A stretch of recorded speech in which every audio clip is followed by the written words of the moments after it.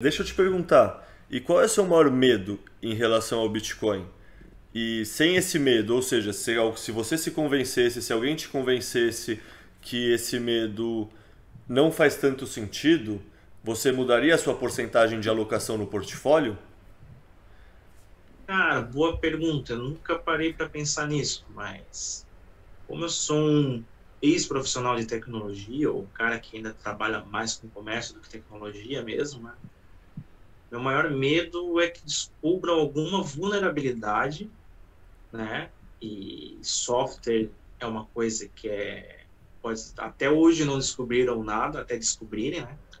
Então, descubra alguma vulnerabilidade que possa afetar toda a rede Bitcoin, né? Que seja explorada por algum tempo, que cause uma série de modificações em cadeia, que isso seja descoberto depois, essa vulnerabilidade descobriram que ela estava sendo utilizada muito tempo depois, ou um tempo que acabe inviabilizando ou arranhando a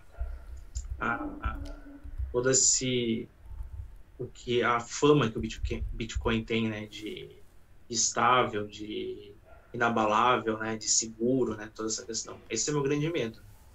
E vamos falar, mas até hoje não descobriram nada. Cara, eu trabalhei em tecnologia e eu vou te dizer, cara, tem coisas que os caras descobrem 20 anos depois ou 15 anos depois, como foi o caso das vulnerabilidades dos processadores Intel, que ocorreram aí uns 3, 4 anos atrás, eram absurdas e a correção era um negócio assim que tirava 20, 30% do poder de processamento do processador, tinha que fazer toda uma camada de proteção de software por cima que praticamente acapava a potência dos processadores, né? E isso pode acontecer, cara. A gente está falando com um fator humano, que existe um software ali que foi escrito por humanos, né?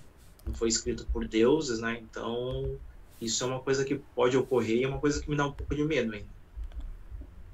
Ou seja, basicamente é o efeito Linde para você, então, no fundo, quanto Efeito mais. o quê? Efeito Linde é uma coisa que o Taleb escreve num livro, que quanto mais uma coisa dura, mais ela tende a durar. Então, Ah, sim, sim. ou seja, Pô, eu li Taleb, mas ele é muito. O Taleb é muito enchedor de linguiça, cara. Eu tenho uns dois livros dele aqui, eu li um, outro eu não tive coragem de ler, cara. É muito vai e volta os livros dele. sim, Eu falo, ele poderia escrever em 50, 100 páginas um bagulho que ele quer escrever em 400 para pagar de intelectual, sem dúvida. exatamente, esse cara aí, ele é responsável pela morte de milhões de árvores no mundo, cara, desnecessariamente. Não, e ele requenta os conceitos, tipo, o livro Arriscando a... eu li vários dele, o livro Arriscando a Isso Pele, eu já percebi também, cara. é, O é, cara, ele pega o mesmo conceito, lança um outro livro e fica blá, blá, blá, blá, blá, blá no livro. Eu falei, pô, cara, esse cara enche muita linguiça, cara. A gente fala aqui no sul, na minha região, né? O cara fica enchendo linguiça aqui, cara. Fica enrolando e... Mas vamos lá, cara, desculpa te é. cortar. Não, Cometeu um imagina. colega e eu tive que falar isso aí, cara. Não, o Taleb, velho, esse cara é um cara que é engraçado você falar, porque a comunidade do Bitcoin inteira acha que ele é meio fraude por conta que ele tem muito ego, no fundo. Isso que a gente tá falando é, tipo, ele ama muito a própria personalidade, ele ama muito aparecer e ser e pagar de inteligente, no fundo. E é isso, ele fica requentando as próprias ideias e outras ideias, cunhando nomes diferentes para as mesmas coisas e, sei lá, é muito ego mesmo, no fundo. Que, puta, isso é uma coisa que a gente sempre fala aqui também na bolha, que o ego é uma das principais barreiras para a pessoa realmente entender o Bitcoin. Por isso que é engraçado você que não conhece esse lado da comunidade citar coisas que são exatamente na mesma linha, sabe? Uhum. Deixa eu te perguntar aqui então para ir Esse tocando. negócio- Deixa eu Não, te falar esse negócio de ego aí, né? Como eu sou um cara de tecnologia e eu vivi todo aquele começo ali do negócio, então eu fui o cara que fiz faculdade e dentro da minha faculdade sempre existiu um embate do Windows versus Linux, né? O Microsoft versus toda a comunidade open source, né? E eu sempre falo assim, cara, é incrível como tem coisas incomuns hoje em dia ainda nessa galera de criptos e Bitcoin, né? Teses e formas de comportamento que são exatamente os comportamentos da galera do software livre, do Linux, tinha um tempos atrás, né? E tem uma galera que fica pé da cara comigo quando eu comparo. Você fala assim, cara, sabe, tem um pessoal fervoroso, né? Defender a criptomoeda esse estilo, porque é um estilo de vida, é uma coisa mais libertária e tal.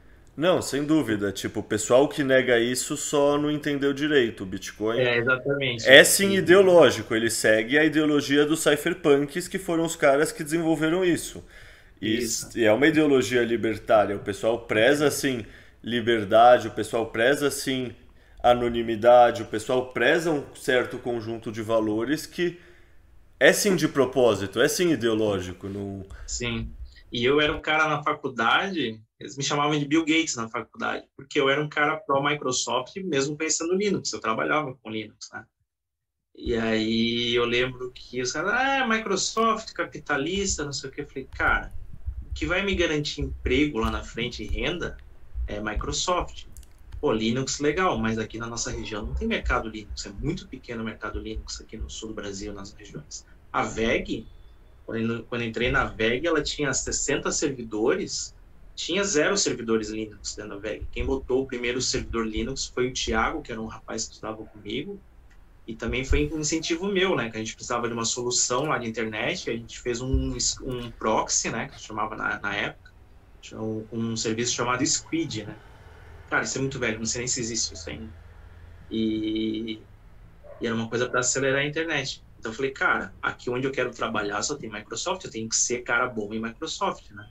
E o pessoal da cripto, eles têm que entender que eles ficam, governo, antigoverno, anticapitalista, Bitcoin, não sei o que, não sei o que. Falei, cara, tu tem que defender onde tu vai ganhar teu pão também, né? Tu tem que primeiro ganhar dinheiro para depois tu investir nisso daí que você tá pensando. Então não fica com essa cabecinha muito louca defendendo algumas teses, algumas coisas. Você tem que ter a cabeça, tem que ter uma certa maturidade para entender que você tem que estar no mercado de trabalho, é o sistema que está hoje aí, é o sistema que vai te prover alimentação, dinheiro e tal, vai te prover as formas de você investir naquilo que você acredita, né? Então não adianta lutar tanto assim contra ele, cara. Você tem que procurar entender ele e se utilizar dele, né?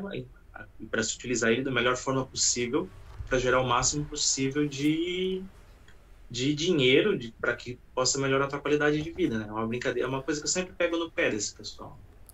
Não, não podia concordar mais, assim, sem E dúvida. vou te dizer, cara, o pessoal do Linux que estudou comigo, que era aquele defensor fervoroso de Linux e não existe mais nada no mundo, cara, a maioria não se deu muito bem depois, sabe?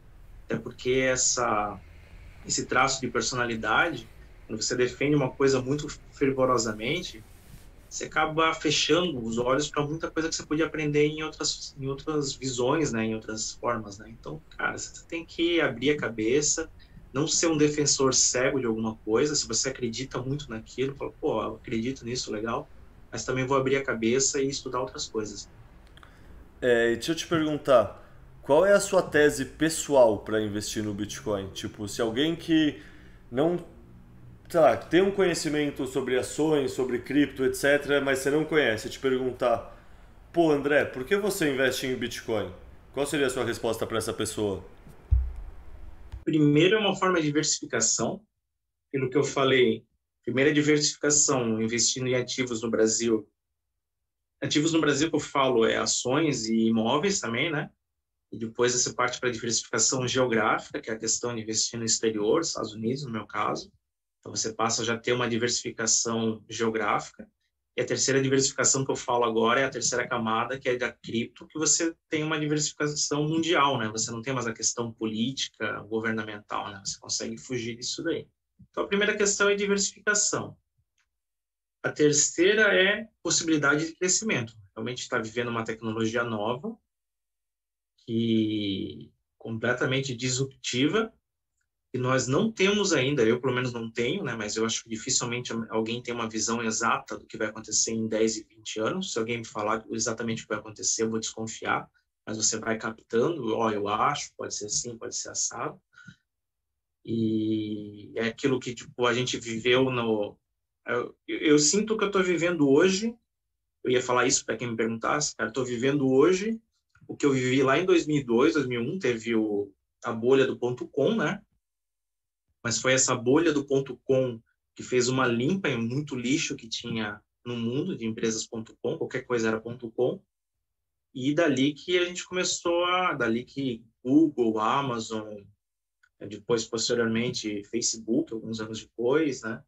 Esses caras aí começaram a surgir e a gente fala assim, pô, por que eu não comecei a investir nessas empresas lá? Só que assim, é fácil falar agora, né? Que a gente só tá falando das campeãs, né? Mas eu lembro que em 2002 eu sabia que Microsoft seria uma das empresas campeãs. Eu trabalhava com isso o dia inteiro e eu sabia, cara, e até hoje eu defendo isso, né? Das empresas de tecnologia que você tem que investir lá fora. Quando eu falo FANG ali com N de Netflix, eu já falo, cara, não é N de Netflix, é M de Microsoft. Tira a Netflix daqui e bota a Microsoft. Eu sabia que seria uma das campeãs. E eu falo, pô, por que naquela época eu não soquei de dinheiro nessas empresas, como eu botei na VEG? Só que na época não tinha o acesso para investir no exterior, era completamente diferente, muito mais difícil, né? E, né, você fala, por que eu não investi nessas empresas? E hoje você, com cripto, você tem que ter o mesmo pensamento. Fala, pô, cara, eu escutei todo o nascimento, todo o hype dessa questão de criptomoedas, por que eu não investi lá atrás nesses caras? Uma coisa que eu tenho certeza, eu sinto, e eu acho que dificilmente vai mudar, é que o Bitcoin vai ser uma das campeãs, né? Eu acredito nisso, que daqui a 20 anos vai ter Bitcoin. E ele vai ser ainda a principal ou uma das principais moedas. Todo o resto eu não sei. Pode ser que ali no meio dessas criptos que tenham hoje, tenha o Google daqui a 20 anos, tenha o Facebook daqui a 20 anos. Só que eu, atualmente, não tenho o feeling, não tenho conhecimento técnico, não tenho a vivência naquela coisa que você está dentro da comunidade, você sentir que o negócio é realmente forte. Eu não tenho para isso, né? Então, cara, eu estou fazendo feijãozinho com arroz, que é Bitcoin, e aí eu também tenho um pezinho no Ethereum. Se disser que eu invisto no Ethereum sabendo exatamente o que eu estou fazendo, que eu conheço, digo, não, eu não conheço, cara, mas é uma diversificação que eu faço dentro de criptos, para mim. São as duas que eu ouço falar mais, são as duas que eu vejo que tem mais material de estudo, então, são as duas que eu acabo investindo. Esse seria o meu argumento para falar para a pessoa. E deixa eu perguntar uma coisa agora mais macro, assim, mas você chegou a ouvir falar, tem conhecimento ou opinião sobre os confiscos bancários que aconteceram tanto no Canadá como na Rússia e se isso te preocupa de alguma forma? Porque essas foram notícias que reverberaram bastante dentro da comunidade do Bitcoin. Daí eu estou perguntando também para ver se isso rodou fora dessa comunidade ou foi uma coisa muito dentro da bolha mesmo que foi vista como relevante. Não, cara, eu não tive essa informação.